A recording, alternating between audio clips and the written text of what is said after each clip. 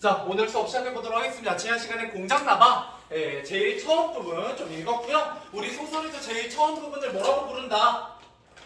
발단이라고 부르죠. 그죠? 그래서 1번 문제에서 풀었어요. 그래서 여기 발단에 대한 얘기가 나와 있었죠. 그래서 인물의 갈등이 심화된다. 이런 건 위기였고, 그래서 사건의 실마리가 제시된다. 이게 발단이었고, 갈등의 긴장감이 해소된다. 라고 얘기하는 건 결말이었고, 본격적인 갈등의 시작이다. 라고 하는 건 전개였고, 갈등의 긴장감이 고조된다. 라는 건 위기였습니다.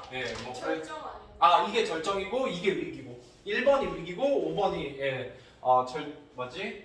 절정이고 그러네요. 그죠? 그런 부분들을 우리가 확인을 했었어요. 그죠? 그 다음에 우리 2번부터 정답 확인해야 된다고요? 그래서 정답 확인 좀만 해보죠. 자, 2번 가보도록 하겠습니다. 이 글의 내용과 일치하지 않는 것은 몇 번 고르셨어요? 5번. 하임리는 나의 나비를 보고 추억이 되살아난다며 좋아했다. 아니죠. 하임리는 그죠? 나의 나비 수집을 보고 수집판을 보고 어땠다는 거예요? 잘 그 나비 수집판을 쳐다본다 안 쳐다본다? 안 쳐다봐요. 안 쳐다보고 미안하네. 내가 이걸 보니까 과거에 창피했던 기억이 떠올라서 기분이 별로 좋지 않다네. 뭐 이러면서 좀 양해를 구하고 있고요. 그러고 나서 왜 자기가 기분이 안 좋은지 과거에 어떤 사건이 있었는지 어떻게 하고 있다? 과거로 돌아가서 자신의 이야기를 하는 내화가 시작되고 있죠. 자, 그 다음 3번입니다. 나비 수집판을 보는 하임리의 태도에 대한 설명으로 알맞은 것은 정답 몇 번이요? 5번이죠? 나비 수집에 대한 달갑지 않은 기억을 떠올리고 있습니다. 그죠? 그게 뭔지는 아직 나왔다 안 나왔다? 안 나와. 네, 아직은 안 나왔어요. 아직 나오지는 않았고요. 이제 우리가 같이 살펴볼 겁니다. 자, 그 다음에 4번 가보도록 하죠. 나무다가 당단 사이에 일어난 변화를 적절하지 않은 것은 자, 이거 굉장히 중요한 문제입니다. 이게 바로 뭐냐면 외화라는 바깥 이야기에서 내화라는 안쪽의 이야기로 바뀌었을 때에 대한 문제이고요. 이때 크게 여러분은 세 가지가 바뀌어요. 첫 번째 뭐가 바뀐다? 서술자가 바뀝니다. 외화는 뭐였는데? 시점이 1인칭 주인공. 1인칭 주인공. 관찰자 시점이요.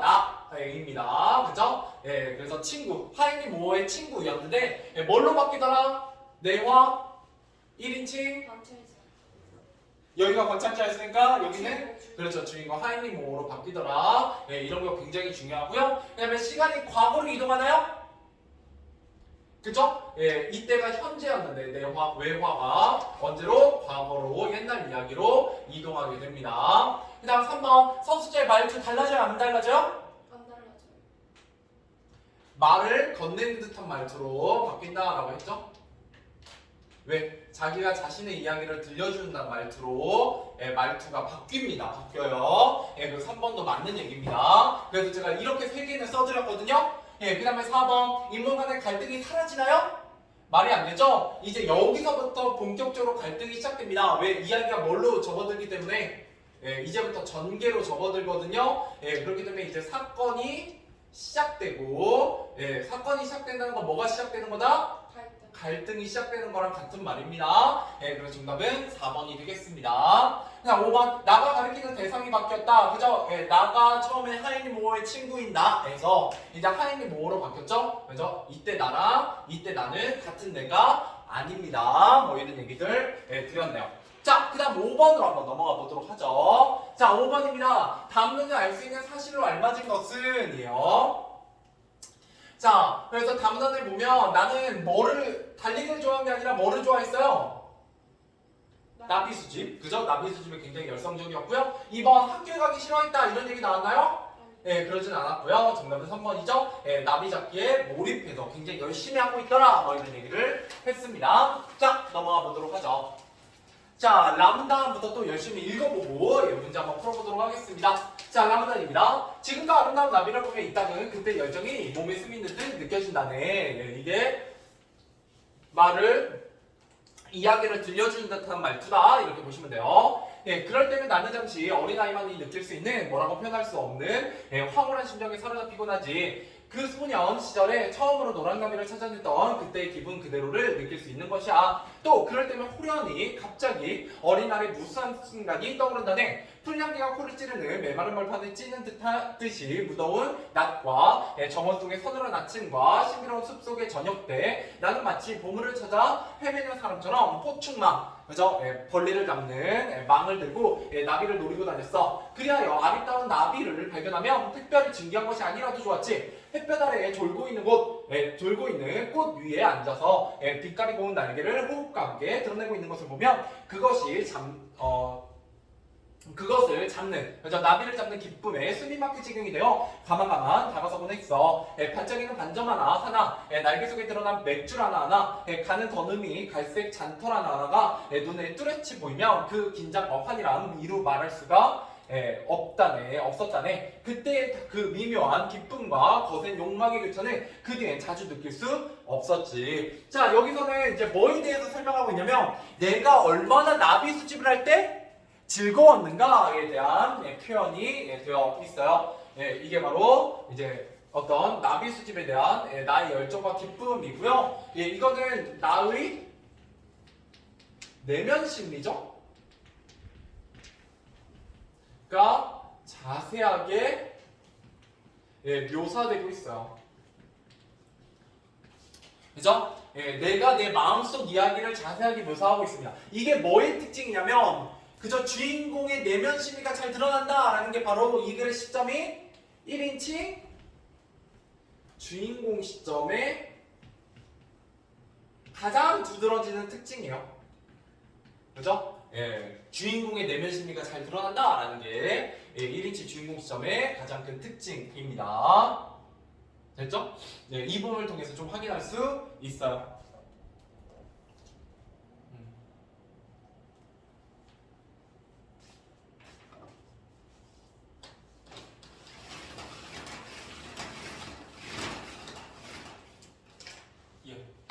이렇게 좀 가려야 더 잘 보이네요. 자, 그 다음 넘어가 보도록 하겠습니다. 마무단으로 가보죠.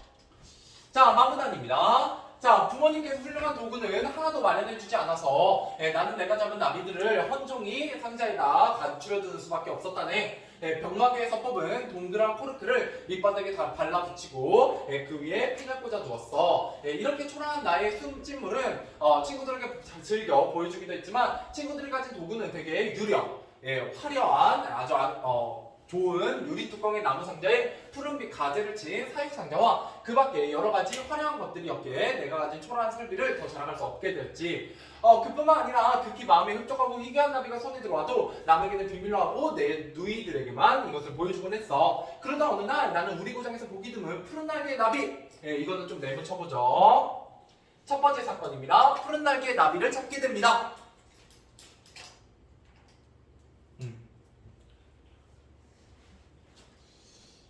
자, 이 푸른 날개 나비를 잡게 되고요. 날개를 펴서 그것을 말린 다음에 나는 하도 마음이 흡족하고 자랑스러워서 그 전에는 나비를 잡아도 다른 친구들에게 자랑을 잘 했다 안 했다? 안 했다. 왜? 나의 장비가 너무 별로여서. 그죠? 그러면 왜 장비가 별로일까요? 부모님이 나비 수집을 하는 걸 싫어해서 장비를 안 사준 걸까요? 그게 아니라 이 주인공의 집은 어떻다는 거예요? 어렵다, 가난하다 이렇게 보시면 됩니다. 그래서 어떤 이 초라한 설비 때문에 내가 친구들에게 뭐를 갖고 있다는 거예요? 친구의 어떤 화려한 장비와 나의 낡은 장비, 별로인 장비 때문에 나는 친구들에게 뭘 느낀다? 일종의 열등감을 느껴요.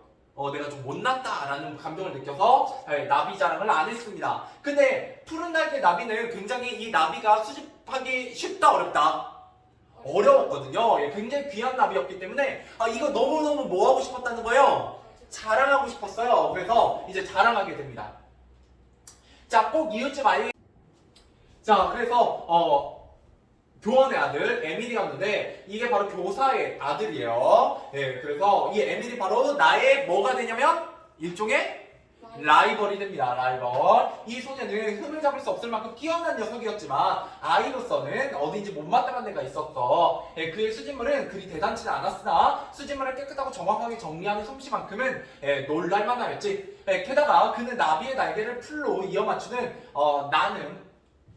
남이 잘 하지 못하는 몹시 어려운 기술을 가지고 있었다네. 어쨌든 모든 점에서 그는 모범소년이었어 라는 거예요. 그러면 나는 에밀이라는 인물을 인정한다 안 한다? 하긴 하죠. 그죠? 어떤 점에서?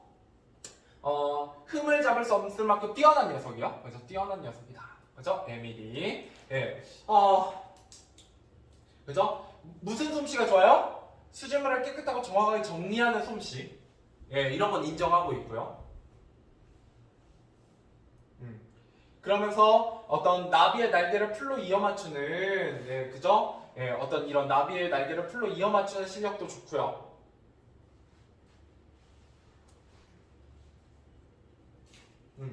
그래서 어쨌든 모든 점에서 그는 무슨 소년? 모범소년이었다라고 표현하고 있어요. 그죠? 모범소년이었다.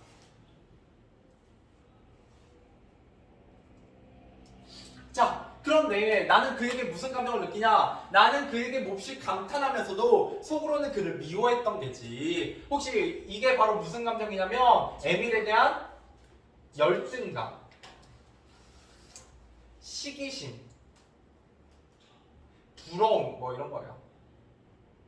그러니까 한편으로 부러운데 한편으로 밉고, 한편은 나보다 잘난 거에 대해서 싫고 뭐 이런 감정이죠.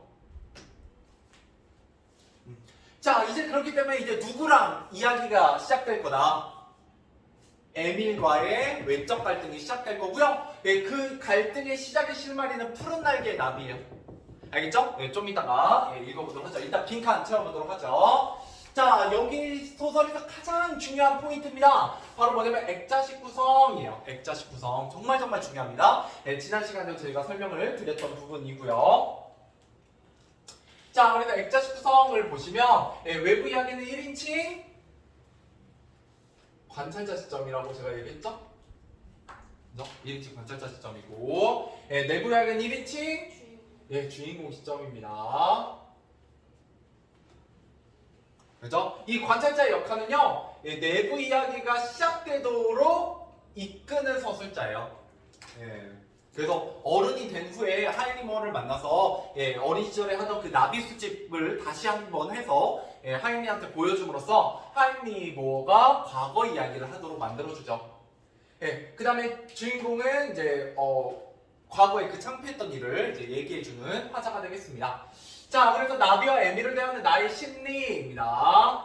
나비는 나의 열정과 황홀함을 느끼게 만드는 그런 소재였고요. 그 다음에 에밀은 수집물을 깨끗하고 정확히 정리하는 솜씨에 감탄하면서도 뭐하기도 한 다음 내가 질투하고요. 미워하기도 하는 대상이기도 해요. 그죠? 좀 쉽게 말하면 에밀은 재수없는 아이죠? 잘나긴 했지만 그런 거라고 보시면 됩니다. 자, 계속해서 한번 가보도록 하겠습니다. 자, 푸른 날개의 나비가 나비가 무슨 사건으로 연결되는지 한번 거기까지 읽고 문제 풀어보도록 하죠. 자, 가보도록 하죠. 나는 바누나입니다. 이 소년에게 푸른 날개의 나비를 보여주었다네. 그죠? 이거 원래 목적은 뭐예요? 에밀한테 뭐 하려고? 그렇죠. 자랑하고 싶어서입니다. 자, 그래서 그는 무슨 전문가가 되는 듯이 그것을 감정하고 나더니 희귀한 것임을 자기도 인정하면서 인정은 했어요. 이거 우리 마을에서 좀 찾기 어려운 나비는 맞군 이라고 얘기했지만 20페니의 값은 된다고 하였지. 그죠? 지가 뭔데? 값을 매기고 있어요. 그죠? 그러니까 에밀을 별로 안 좋아하는 나의 하이니모어 입장에서 좀 재수가 계속 없죠? 자, 그러나 그는 이내 트집을 잡기 시작하여 날개를 편 방식이 나쁘다느니 오른쪽 더듬이가 비틀어졌다느니 왼쪽 더듬이가 뻗어 있다느니 그 위에 다리가 2개 떨어졌다느니 하며 제법 그럴듯한 결합을 늘어놓았어. 나는 그런 결점을 그다지 대단한 것이라고는 생각지 않으나 그의 혹평으로 하여 내 푸른 날개의 나비에 대한 기쁨은 다분히 허물어졌고 그래서 나는 2번 다시 그에게 수집물을 보여주지 않았다네. 원래 나는 자랑이 목적이었는데요. 에밀이 이렇게 흠을 잡으니까 어때요? 내 기분이 안 좋아졌죠. 그죠? 좀 기분이 나빠졌어요. 그래서 돌아오게 됩니다. 자, 3문안입니다. 자, 이태 2해가 지나서 우리는 꽤 머리가 굵은 소년이 되었는데 그때도 나의 나비 잡는 것에 대한 열정은 변함이 없었어. 그때 이웃집 에밀이 자, 드디어 이 글의 제목 뭐예요? 공작나방이 등장하고 있습니다. 공작나방. 예, 이게 이제 주요 사건의 소재예요. 자, 공작나방 푸른 날개 나비보다 더 잡기 쉽다, 어렵다? 더 어려워요. 예, 더 대단한 나비거든요. 근데 이걸 하필이면 누가 잡았어요? 에밀이 잡은 거죠. 그럼 나의 질투심이 어떻게 되겠어요? 폭발하겠죠. 굉장히 심해집니다. 자, 잡았다는 소문이 퍼졌지. 나는 이 말을 들을 때만큼 흥분한 적이 없었다네. 내가 아는 친구 중에는 아직 공작나방 잡은 아이가 없었고, 나 역시 내가 가진 낡은 책에서 그림으로만 보았을 뿐이었으니까 그 이름을 알면서도 아직 잡아보지 못한 것 중에서 나는 공작나방을 어느 것보다도 가지고 싶어 했어. 몇 번이고 나는 책 속의 그림을 들여다보았다네 라는 거예요. 네, 내가 그 공작나방을 실물로 볼 수 있다는 사실을 굉장히 흥분하게 됩니다. 네. 다음 페이지 한번 넘어가보죠. 자, 한 친구는 내게 이런 말을 했어. 나무통치나 바위에 앉아있는 이 갈색 나방은 자기에게 새나 다른 짐승이 덤벼들려고 하면 거무스름한 앞 날개를 펼치고 아름다운 뒷날개를 드러내 보일 뿐인데 그 빛나는 커다란 무늬가 매우 이상한 모양을 나타내므로 새는 겁을 먹고 함부로 덤비지 못한다고 라고 얘기하고 있죠. 이게 이제 공작나방에 대한 설명이 되겠습니다. 자, 그래서 푸른 날개의 나비를 본 에밀의 반응과 나의 심리 변화. 자, 여기서 보시면 나의 심리 변화 같은 게 좀 잘 물어보죠? 왜요? 이게 무슨 시점이기 때문에? 1인칭 주인공 시점이기 때문에 나의 심리가 잘 드러나거든요. 그래서 계속해서 문제에서도 나의 심리 변화를 잘 물어봅니다. 처음에 푸른 날개의 나비를 잡았을 때는 어땠다는 거예요? 굉장히 흡족하고 자랑스러워서 이거 자랑해서 좀 우쭐거리려고 자신의 라이벌인 에밀에게 보여주게 됩니다. 그때 에밀이 희귀한 것임을 인정하면서도 결함을 늘어놓으며 뭐 하게 됐다는 거예요? 혹평하게 돼요. 나쁜 평가를 내리게 됩니다. 이랬더니 에밀의 혹평이 어떻게 돼요? 기분이 상해서 그저 기쁨이 사라지는 기분을 느끼게 되었다. 이렇게 보시면 되겠습니다. 자, 그래서 공작나방에 대한 나의 태도. 에밀이 뭐를 잡았어요? 공작나방을 잡았고요. 공작나방은 매우 희귀한 것이고 가장 갖고 싶어 했던 것이어서 뭐 하게 된다? 내가 흥분하게 돼요. 그거 보고 싶어! 라고 흥분하게 됩니다.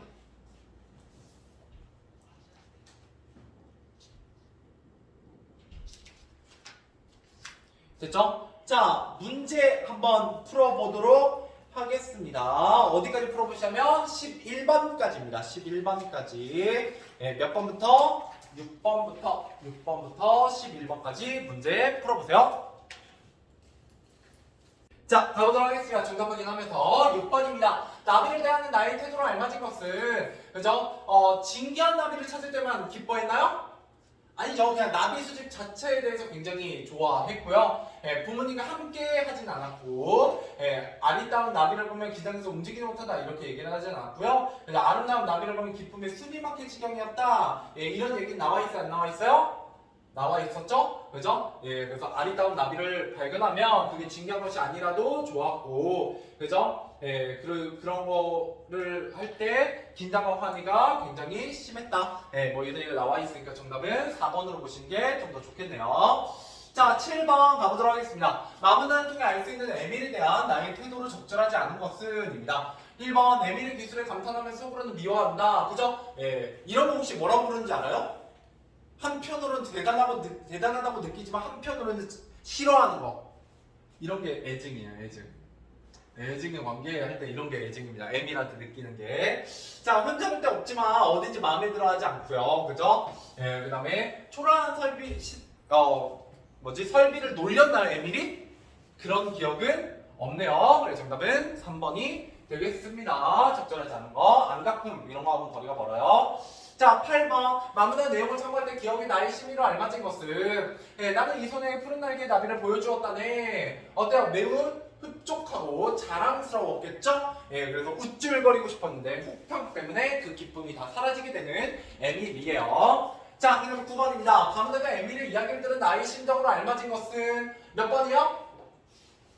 2번. 그죠? 혹평을 듣고 기분이 상하게 됩니다. 이렇게 보시면 되겠고. 자, 그 다음에 10번입니다. 사문에서 에밀이 공작나방을 잡았다는 소식을 듣는 나의 반응으로 적절한 것은 에밀이 잡은 게 중요한 게 아니라 내가 드디어 공작나방을 실물로 볼 수 있다는 사실에 뭐하게 되었다? 흥분하게 되었다. 그래서 정답은 2번이죠. 흥분을 감추지 못했다. 이렇게 보시면 되겠습니다. 자, 11번입니다. 아문단에서 친구가 설명하고 있는 공장나방의 특징으로 알맞은 것은 자, 어떤 때는 거예요? 새를 잡아먹는 게 아니라 새가 덤벼들려고 할 때 그 뒷날개를 드러내 보여서 새를 쫓아내는 거죠. 그래서 틀렸고 소리를 내는 건 아니에요. 그죠? 앞날개가 아니라 뒷날개로 위협하는 거고요. 그 다음에 아름다워서가 아니라 그 반점이 매우 이상한 모양을 나타내기 때문이었죠. 정답은 5번이다. 커다란 무늬가 이상한 모양을 나타낸 새들이 새들이 함부로 덤비지 못하는 그런 나비였다라는 거죠. 넘어가 보도록 하겠습니다. 자, 자문단입니다. 여기부터 또 읽어보면서 내용 한번 숙지해 보도록 하죠. 자, 에밀이 이 이상한 나방을 가졌다는 소문을 듣고부터 나의 흥분은 절정에 이르러 그것을 꼭 한번 보고 싶어 견딜 수가 없었다네. 나는 식사 뒤 틈을 얻어 곧뜰을 건너서 이웃집 4층을 올라갔어. 이 4층에 교원의 아들 에밀은 자그나마 제 방을 하나 차지하고 있었는데 그것이 내게는 얼마나 부러웠는지 방으로 가는 도중에 나는 아무도 만나지 않았어. 문을 두드려 보았지만 아무런 대답이 없었다네. 에밀이 없는 듯해서 문의 손잡이를 돌려보니 문은 잠겨있지 않았어. 내가 그 공장남이 너무 보고 싶어서 에밀과 약속을 잡지 않고 에밀의 집에 갔죠. 근데 에밀이 있었다 없었다? 없었다. 그러면 어떻게 해야 돼요? 주인이 없으니까. 들어가면 돼요. 근데 어떻게 하고 있어요? 들어갔죠. 이제 사건이 본격적으로 시작됩니다. 자, 어쨌든 실문을 한번 보리라는 생각에 나는 안으로 발을 들여놓았어. 그리고 에밀이 나비를 간직한 2개의 커다란 상자를 살펴보았는데 어느 상자에도 공장 나방은 들어있지 않았어. 그런데 문득 날개판에 올려져 있을지도 모른다는 생각이 들어 찾아보니 과연 생각한 대로였지. 갈색 비로드 날개가 길쭉한 종이 쪽 위에 펼쳐진 채 날개판에 걸려 있었어. 나는 그 앞에 허리를 굽히고서 털이 돋친 젓갈색 더듬이와 그지없이 아름다운 빛깔을 띤 날개의 선과 밑날개 안쪽에 선에 있는 양털 같은 털을 바로 곁에서 들여다볼 수 있었다네. 그러나 그 유명한 무늬만은 보이지 않았어. 종이 쪽에 가려져 있었지. 가슴을 두근거리면서 나는 유혹에 끌려 종이 쪽을 떼어내고 꽂혀있는 핀을 뽑았어. 이제 그 수지판에 있는 공장 가방을 이렇게 꺼내고 있죠. 자, 그러자 4개의 커다란 무늬가 그림에서보다 훨씬 더 아름답게, 훨씬 더 찬란하게 나의 눈앞에 드러났지. 이것을 본 나는 이 봅에 뭘 가르쳐요? 공장 나방을 가르쳐요. 은유법입니다. 자, 보배를 손에 넣고 싶은 견딜 수 없는 욕망에 휩싸이게 됩니다. 이런 거 우리 지금 뭐라고 하는지 알아요? 내가 눈으로 보니까 욕심이 생긴다. 좀 어려운 말로 견물생심이라고 합니다. 물건을 본, 견자가 이제 볼견자거든요. 물건을 보니까 생기는 거예요. 뭐가? 욕심이. 그럼 이제 어떻게 하겠어요? 욕심이 생겼으니까 이 공장 나방. 훔치러. 그렇죠.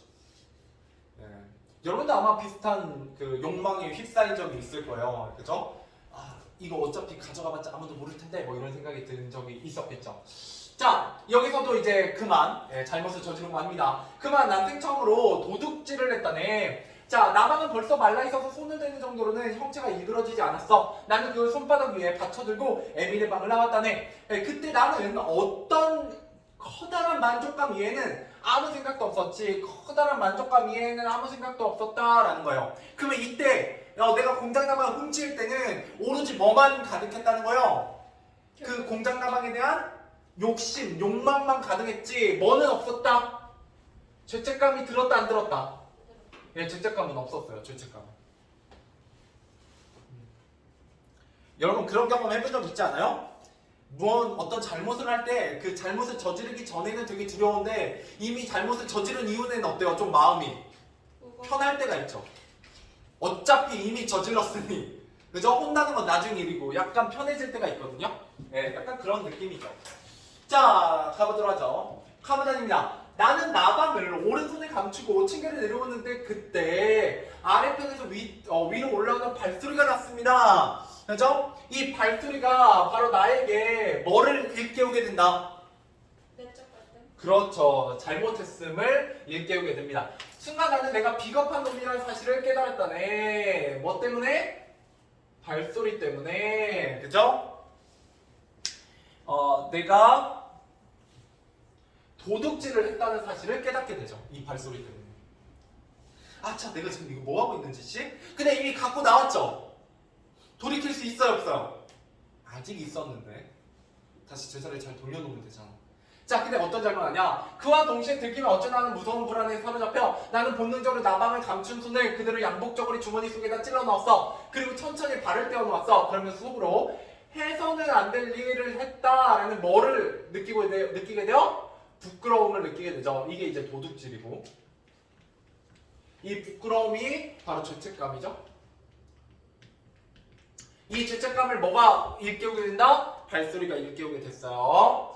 자 생각해 가슴이 서늘해졌지. 나는 이내 올라온 하녀와 어물어물 엇갈려서 가슴이 두근거리고 이마에 땀을 흘리며 침착을 잃고 벌벌 떨며 현관에 우뚝 섰어. 이 발소리는 하녀의 발소리였습니다.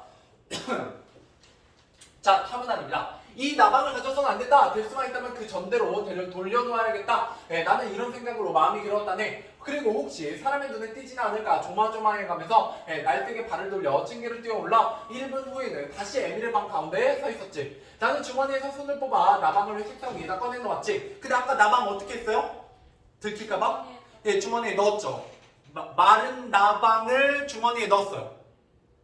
멀쩡할까요? 아니요. 바스라졌겠죠. 자 여기입니다. 나는 그것을 보기 전에 벌써 그치 이미 주머니를 만질 때부터 불행한 일이 생겼다는 것쯤은 미리 짐작했었어.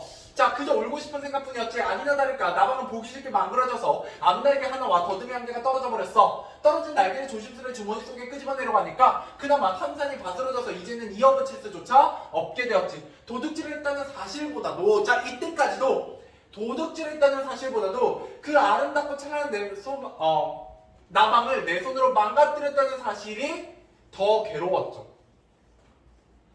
그죠? 그러니까 지금 자신의 잘못에 대해서 깨닫기보다는 내가 그토록 흥분하고 보고 싶었던 공장 나방을 내 손으로 망가뜨렸다는 슬픔이 더 컸다는 거예요. 좀 잘못했죠. 그죠? 자, 나로서는 더 괴로운 일이었다네. 자, 갈색 부분이 온통 나의 손끝에 묻은 것을 보았지. 그리고 또 날개에 바스러진 조각들이 책상 위에 이리저리 흩어진 것을 보았어. 그것을 완전히 원형대로 늘려놓을 수만 있다며 나는 그 대신 내가 가진 어떤 물건이나 어떤 즐거움들 기꺼이 버릴 수 있었을 거야. 근데 되돌릴 수 있다 없다 이런 잘못은. 이런 걸 우리가 속담으로 뭐라고 해요? 이미 엎질러진 물이죠. 그죠? 문제 풀어보도록 하죠. 몇 번까지? 17번까지입니다. 12번부터